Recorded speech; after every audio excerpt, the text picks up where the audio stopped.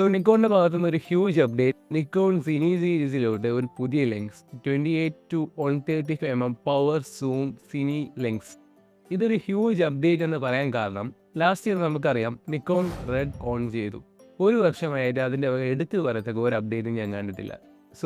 ഈ ലെൻസ് ഇറങ്ങിയതോടുകൂടി നിക്കോണിൻ്റെ ഒരു next thing എങ്ങോട്ടാണ് നമുക്ക് മനസ്സിലാക്കാൻ പറ്റും. ഇനി ഓൾമോസ്റ്റ് ഒരു സിനി സീരീസിലോട്ടാണ് അവരുടെ അടുത്തൊരു എൻട്രി എന്ന് നമുക്ക് വേണമെങ്കിൽ പറയാൻ പറ്റും. ഓൾറെഡി ഇപ്പോൾ തന്നെ റെഡ് ക്യാമറാസിൽ അതിൻ്റെ മൗണ്ട് മാറിയിട്ട് ഇസഡ് മൗണ്ട് ആയിക്കഴിഞ്ഞു. നമുക്ക് ഇസഡ് സീരീസ് ലെൻസുകൾ യൂസ് ചെയ്യാം. ഈ ലെൻസ് ടോട്ടലി ഫോർ സിനിമോട്ടോഗ്രാഫി ലെൻസാണ്.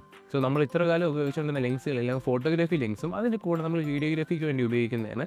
ഈ ലെൻസ് ടോട്ടലി ഫോർ വീഡിയോഗ്രാഫിയാണ്. അതിൻ്റെ കൂടെ നമുക്ക് വേണമെങ്കിൽ ഫോട്ടോഗ്രാഫി നമുക്ക് ഉപയോഗിക്കാം. ഇതൊരു അഡാറ് വീഡിയോ ക്വാളിറ്റി ലെൻസാണ്. അത്യാവശ്യം വിലയുണ്ട്. ഓൾമോസ്റ്റ് 2 ലക്ഷം രൂപയ്ക്ക് മേലെ വില വരുന്ന ഒരു ലെൻസാണ്. 28-135 f4 ആണ് അതിൻ്റെ ഒരു അപ്പേർച്ചർ വരുന്നത്. f4 ആയിട്ടും എന്തിനാണ് ഇത്രയും റേറ്റ് എന്ന് ചോദിച്ചു കഴിഞ്ഞാൽ ഇതൊരു സിനിമോട്ടോഗ്രാഫി ലെൻസ് ആയതുകൊണ്ട് തന്നെയാണ് അതിൻ്റെ ഒരു ചേഞ്ച് വരുന്നത്.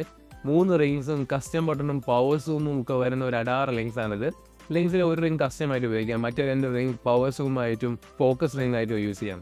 പിന്നെ ഈ ലെൻസിൽ ഏറ്റവും എനിക്ക് ഇഷ്ടപ്പെട്ട ഒരു കാര്യം എന്ന് പറയുന്നത് ഇതിൽ പഴയ നിക്കോൺ സീരീസ് ലെൻസിൽ വരുന്ന കണക്കൊരു ഗോൾഡിഷ് റിങ് വന്നിട്ടുണ്ട്. അപ്പം ഇനി തൊട്ടുള്ള സിനി ലെൻസുകളെല്ലാം ഈ ഒരു റിങ് പാറ്റേണിലായിരിക്കും പോകുന്നതെന്ന് എനിക്ക് തോന്നുന്നത്.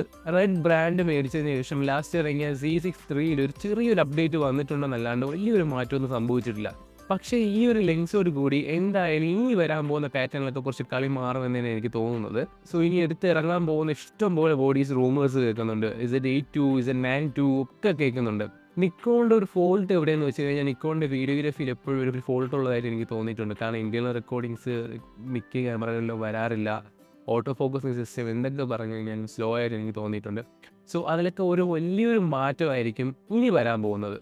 റെഡ് ഓൺ ചെയ്തതിൽ കൂടി നിക്കോണിൽ വരാൻ പോകുന്ന മാറ്റംസിൽ ഏറ്റവും വലുതായിരിക്കും ഈ വീഡിയോഗ്രാഫിയുടെ കാര്യം. അടുത്ത് വരുന്ന ക്യാമറകളിൽ വരുന്ന വീഡിയോ ഫീച്ചേഴ്സൊക്കെ വളരെയധികം മാറ്റം വരാനുള്ള ചാൻസ് ഭയങ്കര കൂടുതലായിരിക്കും. അതുകൊണ്ട് തന്നെ ഇനി തൊട്ടുള്ള കോമ്പറ്റീഷൻസ് ഭയങ്കര കൂടുതലായിരിക്കും. കാരണം വേറെ ബ്രാൻഡുകൾ വലിയ രീതിയിൽ കയറി വരുന്നതിൻ്റെ മെയിൻ ഘടകത്തിലൊന്നാണ് ഈ വീഡിയോഗ്രാഫി. വീഡിയോഗ്രാഫിയിൽ കൊടുക്കുന്ന ഓട്ടോ ഫോക്കസും അതിൽ നമുക്ക് കൊടുക്കാം പോസ്റ്റ് പ്രൊഡക്ഷൻ കൊടുക്കുമ്പോൾ കളർ പൊട്ടാതിരിക്കുക. ഈ ഒരു 2 കാര്യങ്ങൾ വെച്ചിട്ടാണ് വേറെ ബ്രാൻഡുകൾക്ക് വലിയൊരു മുൻതൂക്കം കിട്ടിക്കൊണ്ടിരിക്കുന്നത്.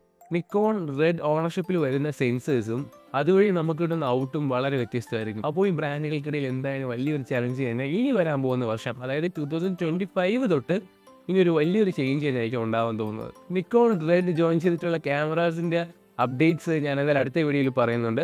ഇങ്ങനൊരു ലെൻസ് ഇറങ്ങിയതിൽ വളരെ വലിയൊരു അപ്ഡേറ്റ് തന്നെയാണ്. എന്തായാലും ഇനി കോമ്പറ്റീഷൻസ് നമുക്ക് കാണാം. Stay tune. Thank you so much. Thank you for watching.